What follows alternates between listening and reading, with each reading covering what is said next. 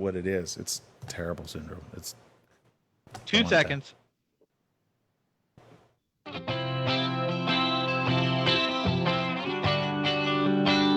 Welcome back. Yes, it is the morning show right here on ABC News Radio KMET 1490 AM. Joining our live TV audience there at KVVB TV, Channel 33, Facebook Live, Periscope TV, LinkedIn Live, YouTube Live, Roku TV, Apple TV, Alexa. Glad to have you with us. We got lots of people tuning in on social media. If you are joining us on Facebook and or Twitter's Periscope or YouTube or LinkedIn, we appreciate you however you tune in. We just want you to know we appreciate you. We really do. Sometimes, okay, more often than not, I get mixed messages all the time on social media. I get people that agree. I get people that disagree. And you know what I say? Good. Good that we're having a dialogue that we all need to have. I saw it once stated in a documentary, very interesting documentary, by the way, on Netflix. I've been really looking at some really good Netflix documentaries because they have a lot of good information. You can find out a lot really quick. But there was one who happened to work in the Clinton administration at the time. And he's been going around with his book for quite some time on a book tour. And he put a bunch of people in the same room.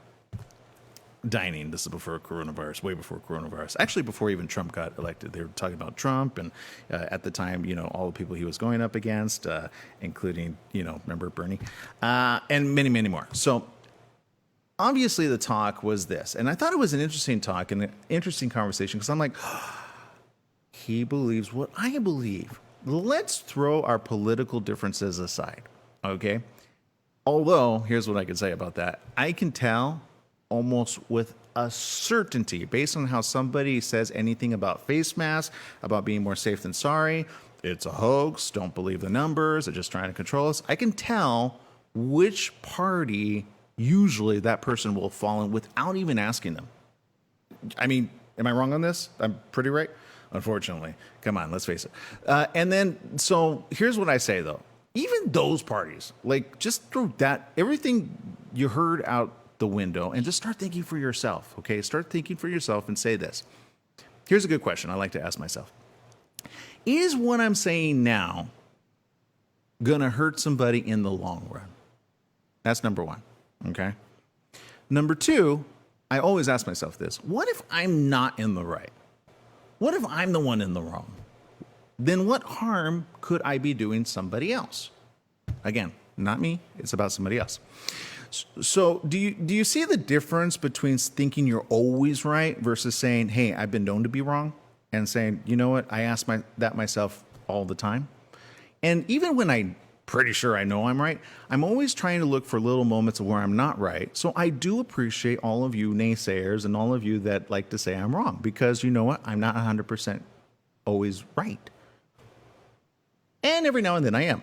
So, for example, in March, you can look it up. I talked about something very interesting, which was what I felt the path we were heading towards. And if you remember, this was before Trump says, you know what, we need to do the stay at home. I said, because I called it out, I says, not doing the right thing by just letting people run amok here. Seriously, the numbers are surging. Remember that back in March? Remember when we were all...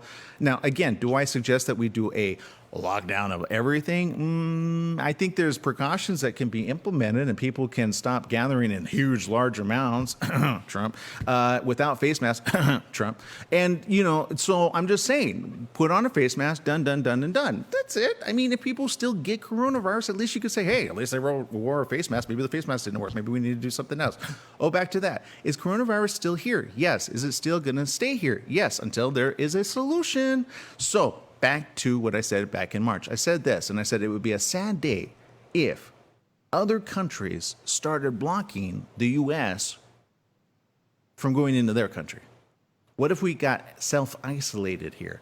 And what if President Trump wanted it that way?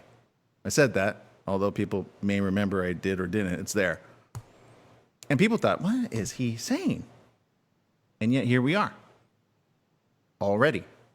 Now, as I said, and I corrected my path there, and I said, you know what? Good job. And I applauded President Trump because he did the right thing. Remember that? End of March, almost the following week after I said that, not that he listens to the show, but he did the right thing. And I said, you know what? Good job. Good job doing the right thing. Because we had, remember that? It's almost like, oh, back to that. Doesn't this feel like a repeat of March, Jesse? Remember when the numbers started surging? Yes, I remember. So I'm going to go back to this. Okay. Unfortunately, now we've gone the next level. And what I mean by that is, well, let's face it. If you are more safe than sorry, then I know you care about humanity. And if you're not, here's what I know. You're selfish. That's it. I'm going to say it. There it is. You're selfish. And you're a big baby. I don't want to wear a face mask. It's a face mask. It's terrible. I don't want to wear one. Come on. It's a face mask. That's it. That's all it is. It's a face mask. And I get it. Some people go next level. Somebody did on my timeline on my wall. You can find me here, Michael Sanchez. Not my official page, but my personal page. And I says, you know what, man, some people literally saying, in essence, I was the one in the wrong because I thought maybe face masks should be put on. Citing their own family member who could not wear a face mask due to a pre-existing condition. And I get it. I've heard of that. I've heard of some that cannot wear a face mask. My sister being one of them, by the way. You know why? She'll throw it off.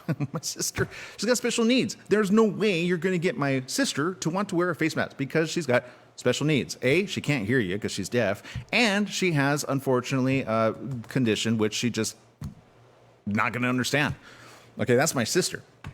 But guess what? They have her safe in a home where they take care of her 24/7. There's a reason for that. Now, back to people that can't. And I get it. I know of a family member who their kid couldn't actually breathe, and he has a pre-existing condition because he already has a situation with his lungs. So, of course, the more mask you put on, maybe that's not the right type of mask to put on, right? There are different levels of masks. And do they all prevent 100%? No. I keep saying this. No, they don't prevent 100%, but do they greatly reduce the chances? And this one I think is probably something nobody ever thinks about, but you probably should. What do you think when you go into a room and you see people with face masks on, Jesse? Just out of curiosity, what do you think? No, nothing. Just a normal thing. You know what I think? I think this. I think, oh, that's right. Good reminder. Because there were a couple weeks, quite a few, by the way, where it looked like, oh, somebody found the cure of coronavirus. This is amazing. This is great because nobody's wearing a face mask.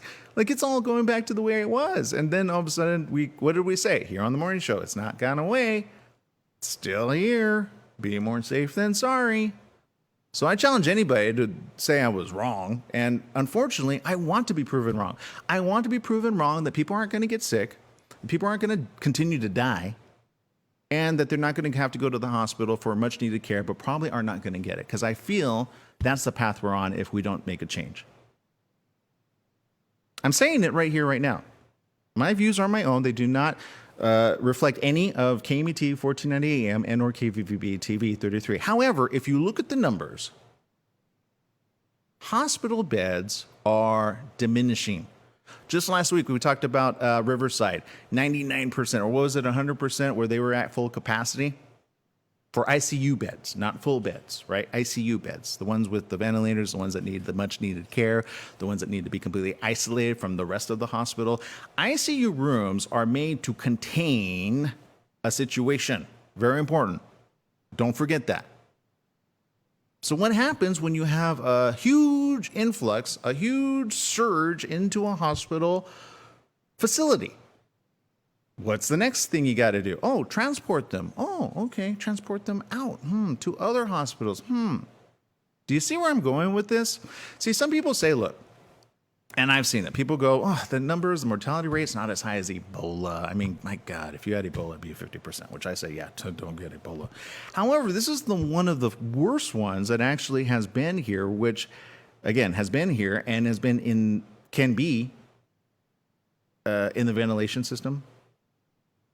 How do you think it gets transferred, by the way, in communities that stay locked up for quite some time? I know nobody's talking about this, but I think one day they will. And here's the reason I say that. I used to work in HVAC, heating, ventilation, air conditioning, right?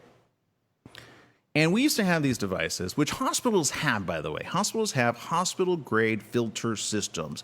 They have not only the filter itself, but they have special UV, and these are very expensive. These are hospital-grade. So the reason you get into a hospital and the reason they have all of these precautions and these set-up situations, especially in the nicer hospitals. Now, I'm not talking about the county hospitals or the worst hospitals that are in certain parts of the U.S., which if an outbreak happens in an area where it's just a regular hospital, it's not as good, not as great.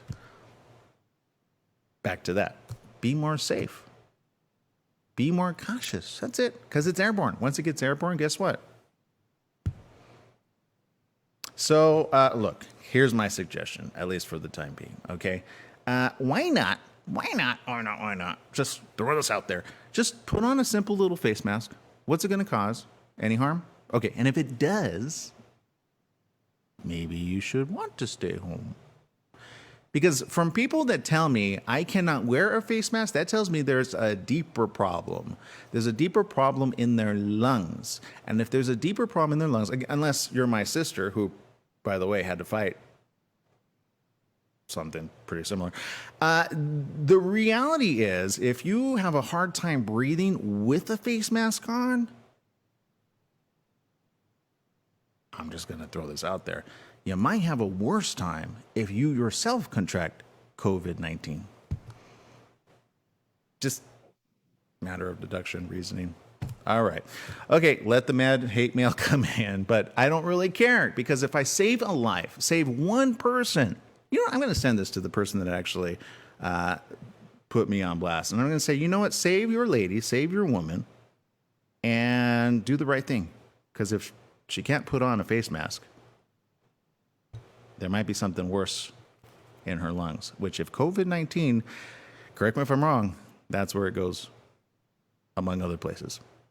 It makes it worse. Yeah. Back to my lady's situation. Lungs. Yeah, very important. Don't forget that, people. Do not forget the pre-existing conditions. You have trouble breathing already. You are asthmatic. You've had pneumonia in your life. You're already more susceptible than most. By the way, don't forget that. All right, people, we're going to take a quick break. We'll be right back right after these messages with more right after this. Stay tuned.